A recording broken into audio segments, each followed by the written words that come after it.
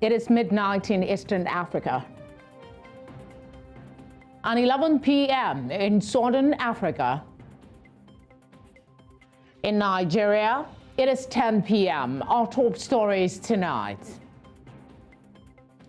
Supreme Court affirms Rivers, Sokoto, Taraba governors' election victories. Court sends Rivers State governor's supporters to prison over House of Assembly attack.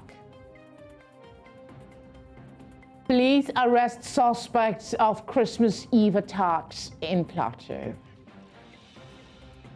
Thank you for joining us on Nigeria Tonight. I am Felicity Ezewuike. Let's begin with the Supreme Court ruling. It has upheld the election of Governor Siminalayi Fubara of Rivers State. The court, in a unanimous decision by a 5-member panel led by Justice Kudirat Kekere Ekun on Thursday, dismissed as lacking in merit an appeal by the candidate of the All Progressive Congress APC, Tonye Cole, filed to challenge the outcome of the governorship election that held in the state on March 18, 2023.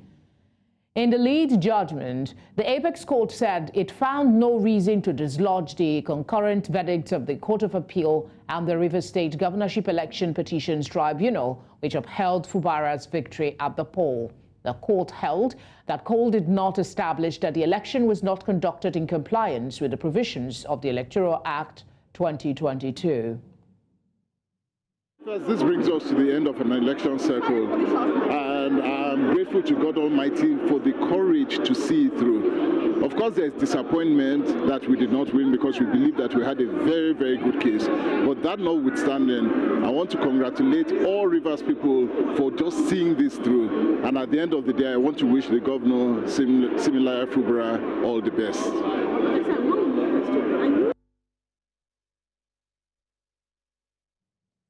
In a related development, the Supreme Court has affirmed the election of Ahmed Aliyu as Sokoto State Governor.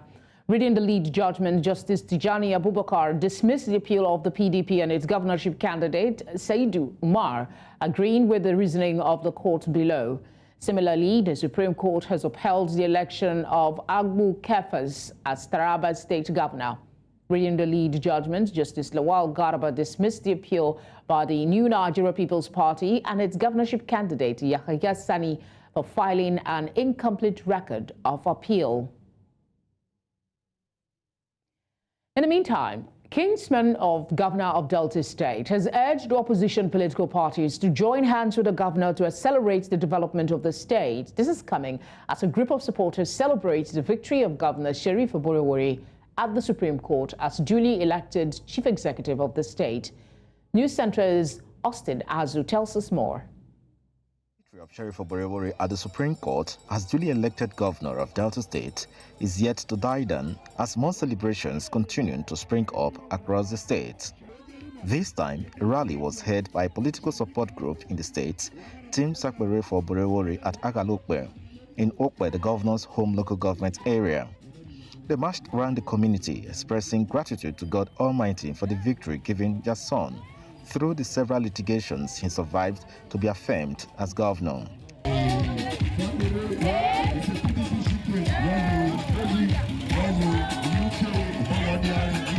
Director General of the group commended citizens of the state for their support, leading to the governor's victory. Represented by the chairman of the group, he stated that Governor Oborevwori remains determined to provide even development across the state, assuring that the best is yet to come for the people. Election and litigations are over, and it is now time for governance across board. Let us shun divisive tendencies and join hands with the ruling party in the state to provide Deltans with the much needed infrastructural and human capital development of our state.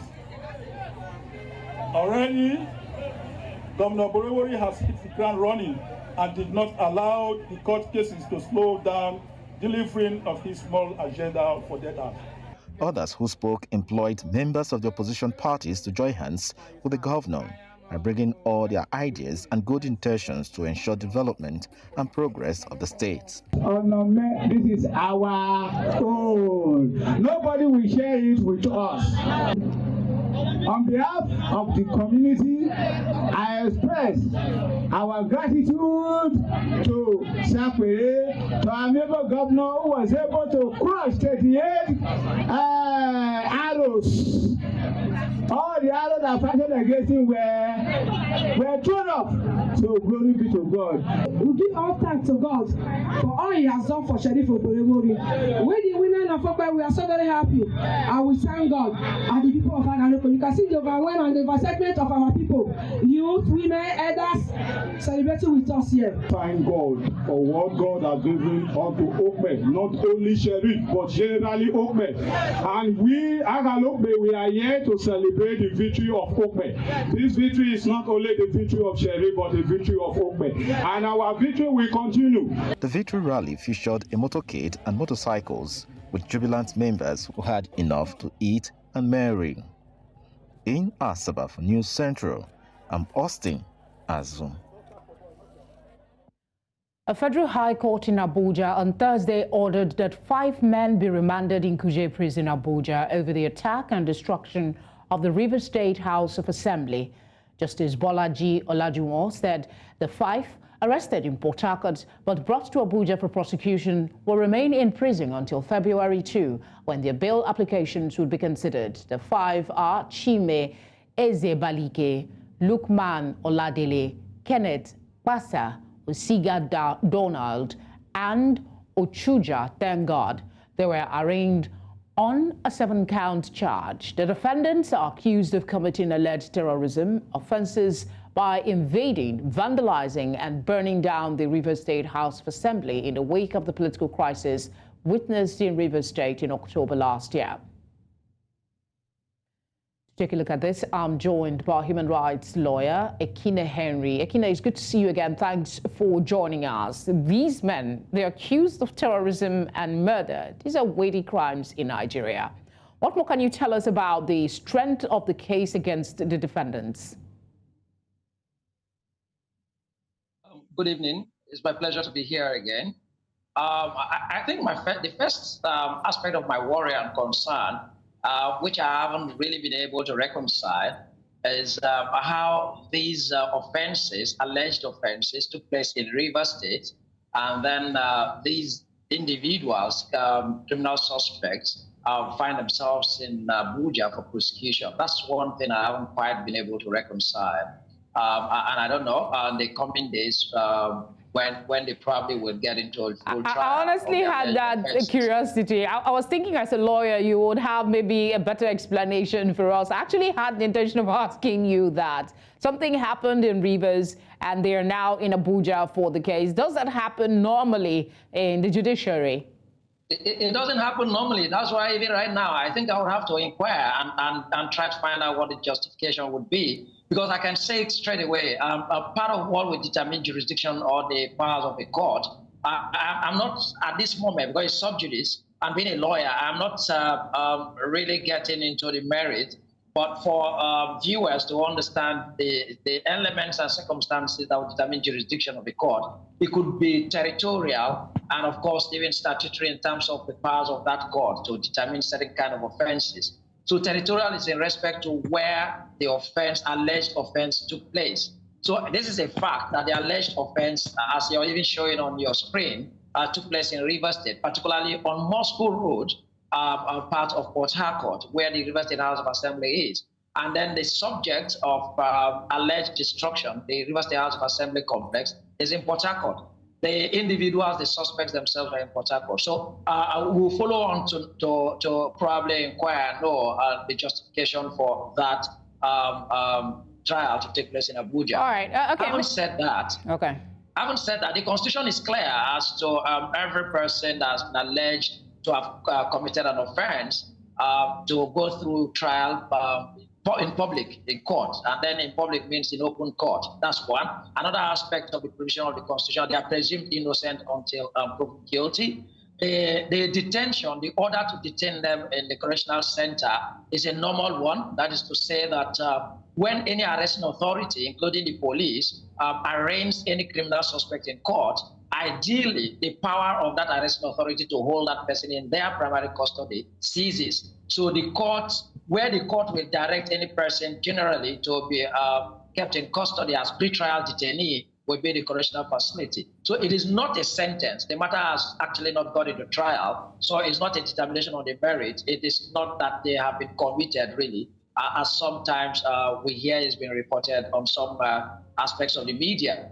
Is that they go in custody in the correctional center pending the determination of the hearing of their bail application. I think that's permissible, so we follow on to know exactly and understand first why the trial will be taking place in Abuja, and then when the trial begins, it is first the onus, the responsibility of the prosecutor to establish his case. So the prosecutor will start with all of his witnesses and then evidence before the court to establish the criminal involvement of these suspects. Then they will open their defense. I think that's the procedure.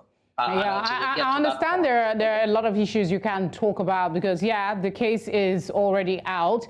The immediate past factional, but I'm hoping you can talk about this, though. The speaker of the immediate past factional speaker of the Rivers State Assembly, Edison here, was not named as defendant in the charge, but his name was mentioned in the body of the charge where he was said to be at large. Is it possible for you to speak on what this means in legal terms? Yes, in legal terms, to the extent that we are not getting deep into the merit of the matter, is that, yes, there are circumstances that a number of persons may have been alleged to be involved in the criminal acts, and then some may have been apprehended and then arraigned, and then the others who are not available at the moment, if they are really involved in that criminal allegation, they will be mentioned. So it's appropriate. And sometimes would actually even be against some other persons who are not known if they are large. And then in the course of trial, those who have been apprehended and arraigned, and again, the investigator too, that is the arresting and investigating authority, will lead evidence to the fact that other persons were involved in criminal allegation. So I do not know the extent of the alleged involvement of Honorable Edison here, and then maybe since the trial actually begins and gets to that point, then we will know the extent of his alleged involvement. But it's appropriate, it happens sometimes that some number of persons may be involved in alleged criminal behavior, and then some persons will be standing trial at the time. But what is important to also state here that in criminal trial, it's not that until all conspirators are available or are ready to be arraigned before arraignment can take place. Even as the trial continues, other persons can actually be brought in, and then the charge may be amended to even include those other persons that eventually will be linked to the commission of that crime. All right, a couple of things. You talked about the case. I mean, there is something skewed about the case being moved from Rivers to Abuja, and we also have Port-Harcourt to Abuja. Port-Harcourt, I beg your pardon, to Abuja. And then the 5 defendants have pleaded not guilty when the charge was read to them. Of course, we also know the history of the police to a certain degree when it comes to prosecution of cases that they file before the court. Are you expecting that the police will make history with this? Already you're bringing up issues that might work against the case. What really would happen in any criminal trial is that the prosecuting authority will have the huge burden to fulfill the constitutional requirements and the evidential burden, that is the Evidence Act, to prove that beyond reasonable doubt. And then you do that by evidence and then witnesses. Of course, even the witness is evidence, but like real-time evidence, concrete evidence, and then even the testimonies of witnesses. So it's until the prosecutor begins his case and then gets to present what evidence they have at the moment. The best that the defense counsel would have seen now would be the what we call the materials that may have been made available for him for the defense of his client that's the 5 accused person and any other person that may be linked to this trial. And then the proof of evidence that is required by law to also be attached to this charge. It's a requirement of law that while you're preparing the charge against criminal suspects in court, it's not just about the charge sheet, but also the proof of evidence, that is some of the evidence you've got, and then some kind of investigative report, and then establish a prima facie case that the opinion may have been that, oh, there is some question for these criminal suspects to answer. Then criminal trial will begin. And then in the depth of the criminal trial, then you will expect that the prosecution, who would have a responsibility to advance credible and weighty evidence and direct evidence that no other person but these individuals committed the alleged offences. And then again, with credible, direct witnesses, in some cases circumstantial, and all other kinds of witnesses and evidence to show that these criminal suspects indeed committed the offense and no other person. Except if there's any other person, that person also linked to the commission of the offense. All right, Ekine, as always, thank you very much for speaking with us. We'll hope to speak with you again when the case is done.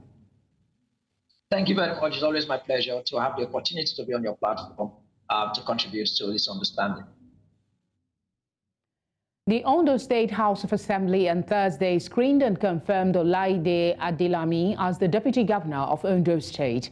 The development came 24 hours after the Governor, Lucky Ayedatiwa, picked Adelami as the Deputy Governor nominee and sent his name to the Assembly for screening and approval. The Assembly confirmed the nominee after the consideration of a report by the House Selection Committee presided over by the Speaker during plenary session. The House had earlier conducted a screening exercise for the nominee at the complex before plenary. In his response, Adelami appreciated Governor Ayedatiwa for nominating him, promising not to betray the confidence reposed in him. You're watching Nigeria Tonight on News Central. Coming up, police arrest suspects of Christmas Eve attacks in Plateau. Details after the break. Do join us again.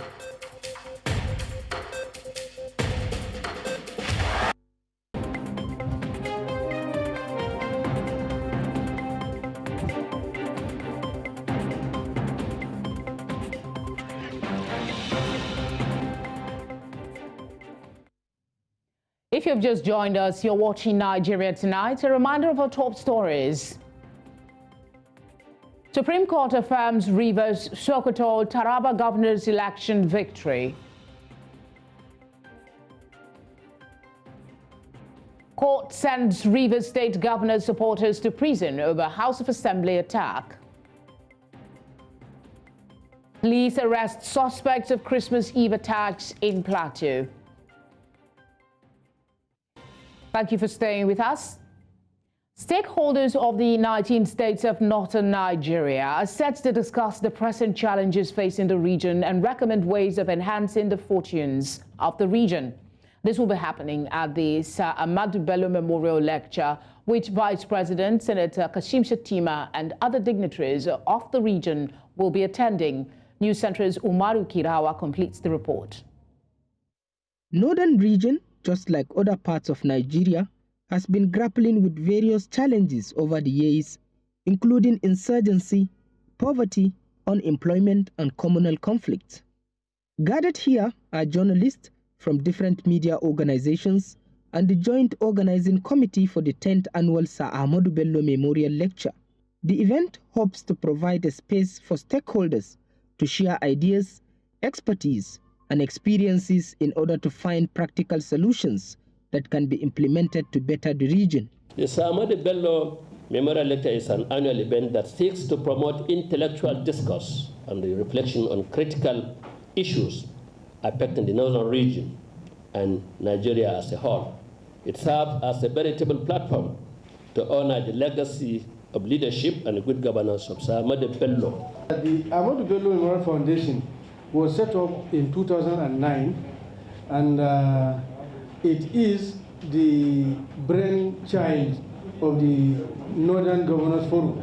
Some of the activities of the foundation include under education, scholarship, that we award to indigent students across the northern states and trainings in vocational skills acquisition and entrepreneurship. Attendees include social activists, policy makers, religious leaders, business tycoons, and representatives from civil society organizations.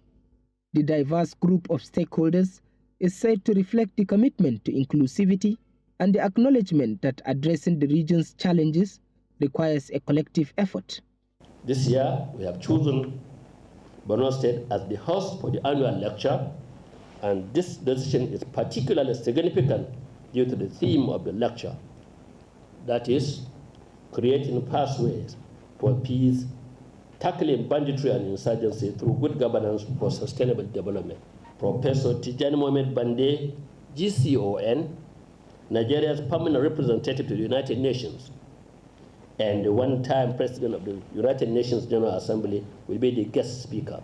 Comprehensive approach to tackling regional integration, economic diversification, good governance, and security are among key issues that are expected to focus in the 10th Sir Ahmadu Bello Memorial Lecture.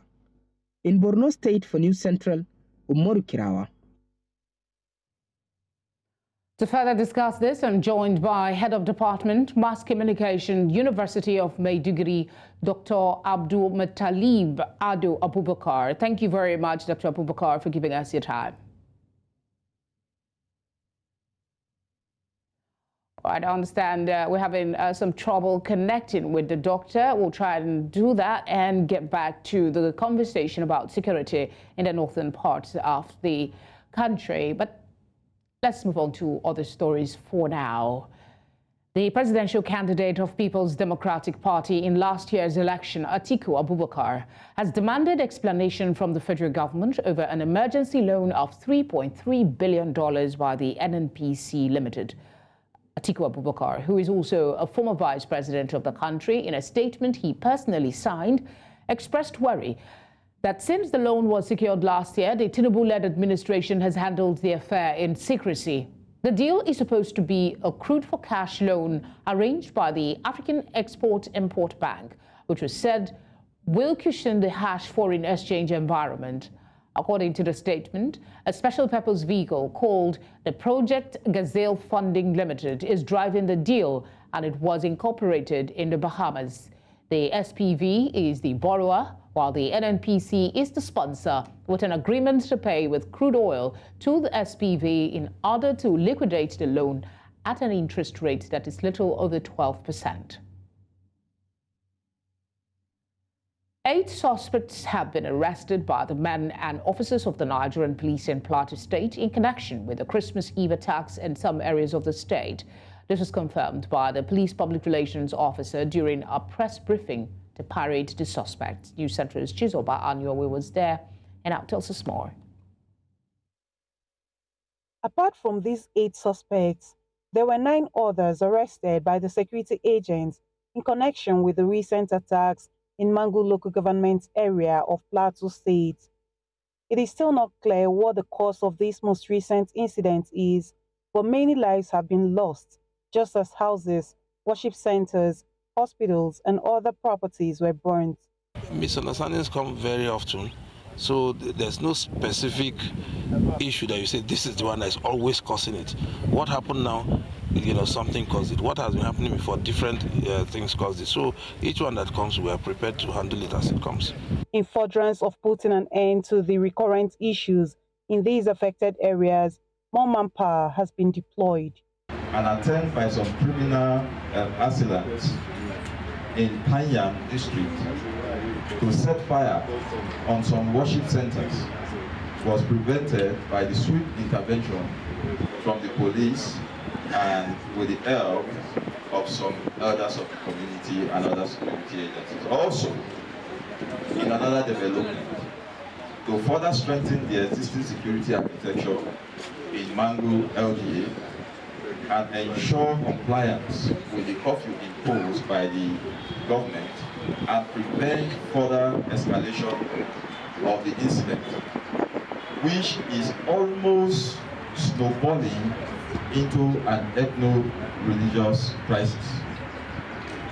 I have ordered the deployment of additional special intervention personnel to Mangu LGA to be commanded by the area commander Chime and restore normalcy in that area. Exhibits recovered from these suspects include machetes, kegs of petrol, gas cooker, and other items. While security agencies continue to work towards a peaceful Plateau, members of the public are advised to always cooperate with them by providing credible information. In Jos for News Central, I am Chizoba Anyonwe. In the meantime, the military says heather militia, cattle rustling, and a combination of other factors are responsible for the crisis which has engulfed the Mangu local government area of the state. Director of Defense Media Operations, Major General Edward Buba, stated this on Thursday while addressing a news conference in Abuja on the activities of the armed forces of Nigeria.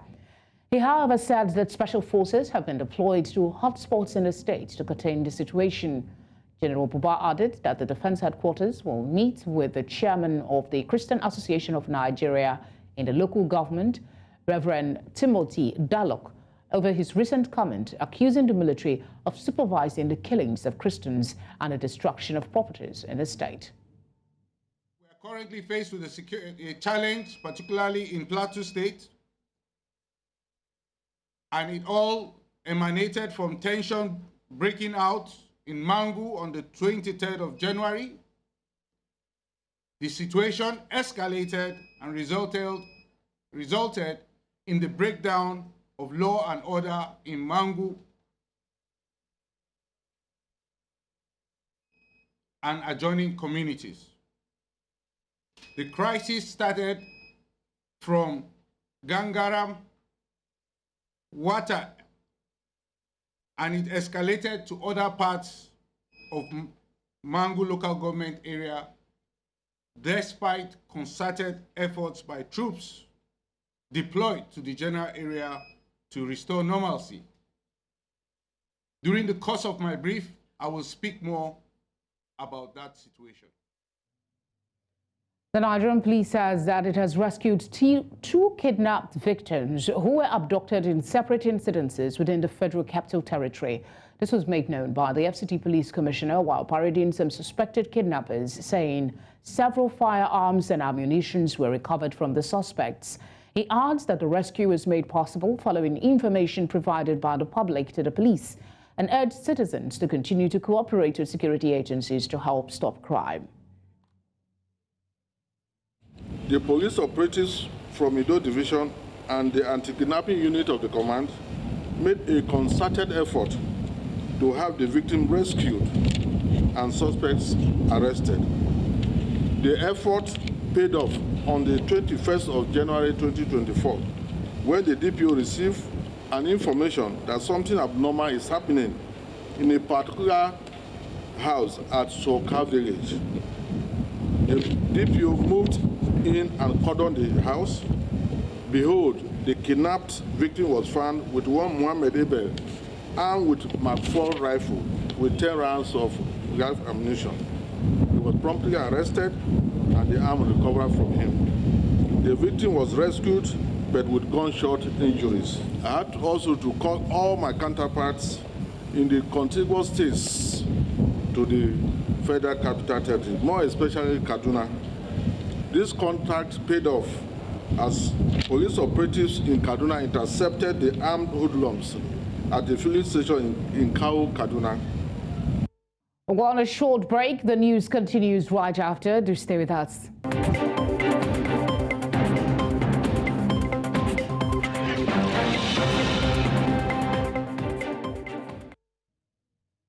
The Abia State Judicial Panel of Inquiry on the Recovery of Government Property and Funds has granted bail to ex-Governor Okezie Ikpeazu's Chief of Staff, Professor Anthony Agbazuere, in the sum of 500,000 naira and was surety in like sum.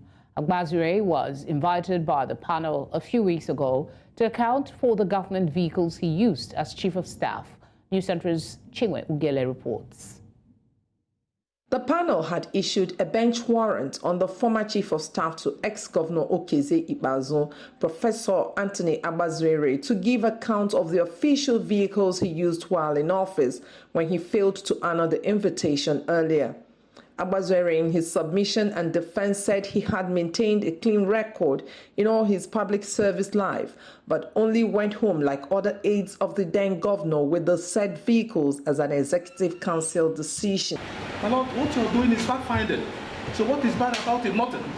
So, and that's why I came. I was only afraid at the first time. Chief Don Obani, the former deputy chief of staff to the former deputy governor, also informed the panel that the said vehicle was involved in an accident, after which he sold it off. The chairman of the panel, Justice Florence Duro-Haigwe, said Agbazuere is to produce a surety to swear an affidavit of means and must be a permanent secretary of grade level 17 in the civil service.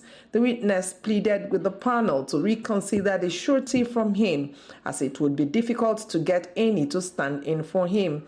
The panel thereafter gave him an option of a serving member in the State House of Assembly from his constituency, since both of them lay claim to this Executive Council decision that bequeathed official vehicles to the governor's aides. The panel therefore requested for a proof of the ESCO decision. I am of the view that there is need to further investigate if there was an ESCO decision bequeathing this vehicle on the witness. Apart from the if-said visit of the witness, there is nothing before us to hold on to. We need to scout for this evidence through other witnesses that are yet to appear before us. A public affairs analyst, Mr. Ugochukwu Nwankwo, says it should not be a difficult task to produce minutes of the ESCO. Those vehicles are purchased with government money. They are not governor's vehicles. He has a lot of vehicles. If he wants to give anyone such gifts, he can use his personal vehicles and give to them. I believe in previous times, those vehicles, the money is deducted from the salaries of these public servants. If there is also proof that such deductions were made, I think it will also go a long way. The panel adjourned hearing on the matter till the 2nd of February 2024. In Omar Hefon Central, Chime Ugele. A federal high court in Abuja on Thursday ordered the remand of Professor Cyril Ndifon, the suspended dean of the Faculty of Law, University of Calabar, in Kuje Correctional Center. Justice James Omotosho also ordered one of the lawyers of Ndifon, Sonny Anyanwu, to be remanded in the Correctional Center pending his bail application. Justice Omotosho gave the order after Ndifon was rearraigned alongside Anyanwu on an amended 4-count charge bordering on alleged sexual harassment and an attempt to perverse the course of justice. While the Independent Corrupt Practices and Other Related Offences Commission is the complainant, Ndifon and Anyanwu are first and second defendants. The Nigerian government says over 30% of food produced in the country every year is lost to poor post-harvest practices, while poor handling, lack of storage facilities, transportation and equipment have been identified as some of the causes. News Centre's Perpetua Fasome Peter speaks to experts on how to tackle this lingering challenge. Nigeria faces a significant challenge with post-harvest losses, estimated to be between 35% and 60% of agricultural produce across various crops. This translates to a staggering economic loss of 3.5 trillion naira annually, impacting food security, farmer livelihoods, and national GDP. If you've gone to Mile 12, for example, in Lagos, you will understand what I'm saying categorically. You know, where items of commodities that are not sold in a day, it begins to lose the value, the market value. And sometimes it ends up being thrown away into trash, you know, or whatever it is. So, and this is money. Although the federal government has intervened at various levels in the past, from the concession of 17 silos with over 6,000 metric tons to the establishment of grain aggregation centers, more still needs to be done. We need to reduce travel time. Food does not raw food should not be coming from the north to the south. We need more processed food coming from the north to the south. And we need the south producing the food that is raw. We need to expand and invest in the processing bit of the ecosystem. Once we can do that, it helps reduce the level of post-harvest loss we incur year on year. There's need for us to also look into the cold chain or cold storage system. This is another area I believe that we can begin to invest our money in. Investors can come in and see where the gaps are. We need to begin to look at alternative to road transportation of food. Government needs to begin to look at how best we can begin to channel our food through adequate railway system. Addressing post-harvest losses requires a multi-pronged approach involving government, private sector, NGOs and research institutions. By investing in better infrastructure and post-harvest practices, along with enabling technologies, Nigeria can significantly reduce waste, improve food security and boost agricultural productivity. In Lagos for News Central, I am Perpetua Fasami Peter. Nigeria Tonight continues after this very short break.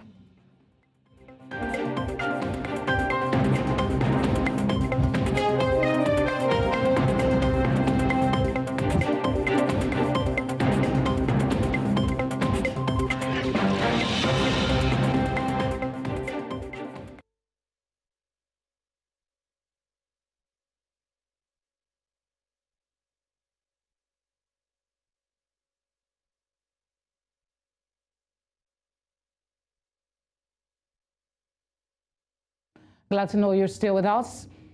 The Chinese government has pledged to invest in Nigeria's mining sector and support the nation's quest to attain self-sufficiency in local manufacturing. This was during a visit by the Director General, African Affairs of the Chinese Foreign Ministry during a visit to the headquarters of the Ministry of Foreign Affairs in Abuja. He says China is ready to stand by Nigeria in its demand for reforms at the United Nations Security Council as Nigeria seeks a permanent seat on the council. Amadine Uyi reports.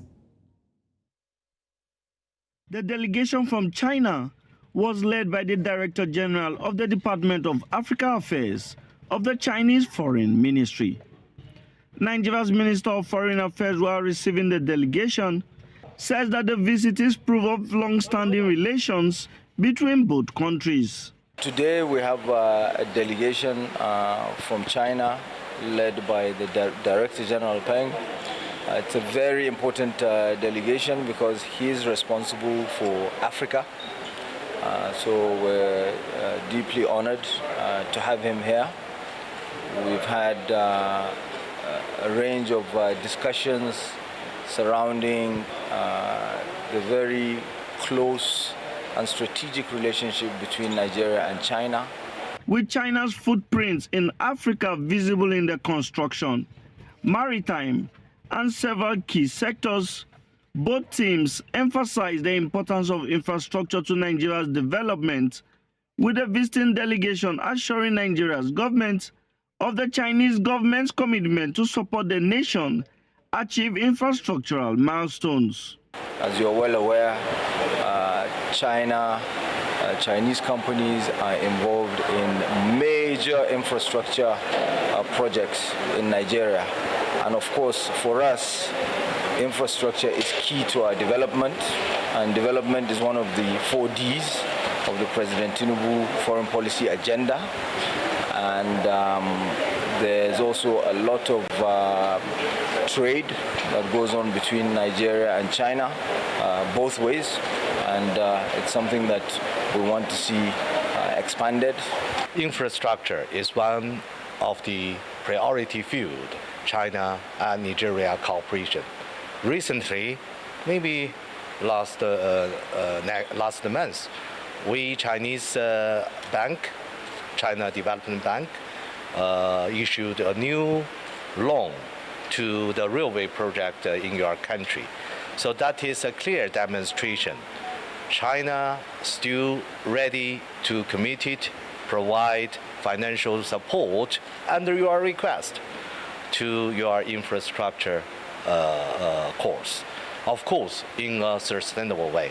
The Director General also revealed that China is ready to invest in Nigeria's mining sector, support indigenous manufacturing, in a bid to help the nation attain self-sufficiency in local manufacturing. We also discussed how we can, help your country's local industrialization, value added, especially those minings, related to the battery for EV cars.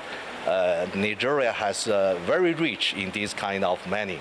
So we are ready to work with you to create jobs, to more value-added manufacture made in Nigeria cooperation. He also revealed that issues surrounding Nigeria's status with the United Nations Security Council was discussed and pledged China's support to stand by Nigeria in its demand for reforms at the UN Security Council. In Abuja for News Central, I am Amadine Uyi. The Palestinian government has faulted the Universal Declaration of Human Rights, saying its application was becoming selective, disregarding the rights of many, especially Palestinians. The Palestinian ambassador to Nigeria, while speaking to newsmen in the nation's capital, Abuja, says that many in Gaza are currently undergoing a humanitarian crisis following the siege of Gaza by Israeli forces, which has put the citizens through untold suffering and difficulties. It says the continued military operation by the Israeli government continues to diminish a two-state solution to the crisis affecting both nations. The Universal Declaration of a Human Right for two main issues. First, to remove the word universal from its official name, as it is well proved that the applicability of this right is very selective and limited. The clock is ticking. The nightmare in Gaza is more than a humanitarian crisis. It's a crisis of humanity, as the United Nations Secretary General articulated it. The window of the two-state solution is becoming narrow day by day. Our position is clear and our priority. Let's join our sports desk for the latest in the world of sports.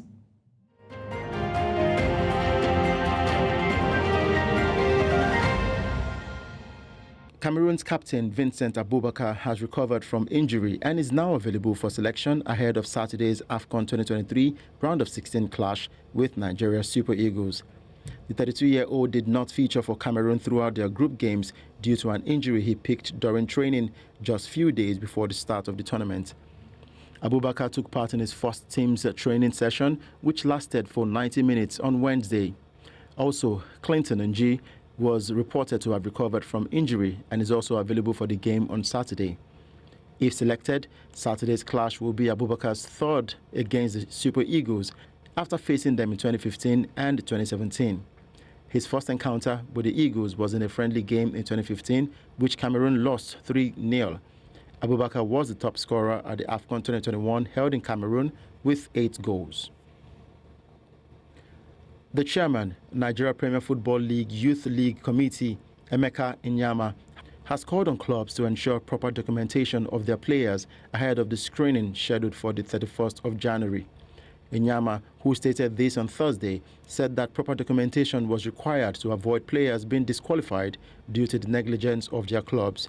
He said that the clubs are expected to arrive at their centers on the 30th of January to commence the screening, adding that the zonal qualifiers will take place from the 1st to the 3rd of February. The MPFL Youth League will be held in 5 centers, Enugu for Southeast teams and Lafia for North Central teams. Others are Asaba for South-South teams, Ekiti for Southwest teams, and Kaduna for Northwest and Northeast teams. The head of coaching department, Ministry of Youth Development and Sports, Akwa Ibom State, Coach Ekuta Catherine Ewa, has bagged a certificate from the International Olympic Committee program tagged WISH, the Women in Sports High Performance Pathway. The IOC Female Coaching Leadership Program, WISH, is to enable eligible female coaches to be selected as part of the national team for the Paris 2024 Olympic Games. On the 22nd of January 2024, Coach Ekuta was part of the graduates that was recommended to represent the African continent by the Africa Judo Union in the 22 months program. And that's a wrap on Sport Updates. I am Udoka Njoko. The news continues shortly.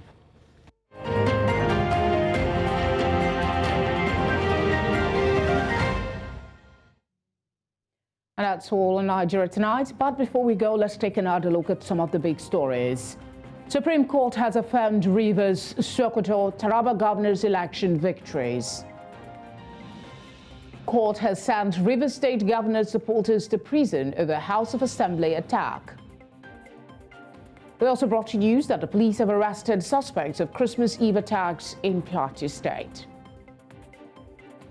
Do send your eyewitness reports to the number showing now on your screen. You can follow us on social media at News Central TV. You can watch live on DSTV channel 422, Star Times channel 274, Avo TV, and on YouTube. Thank you for watching. Good night.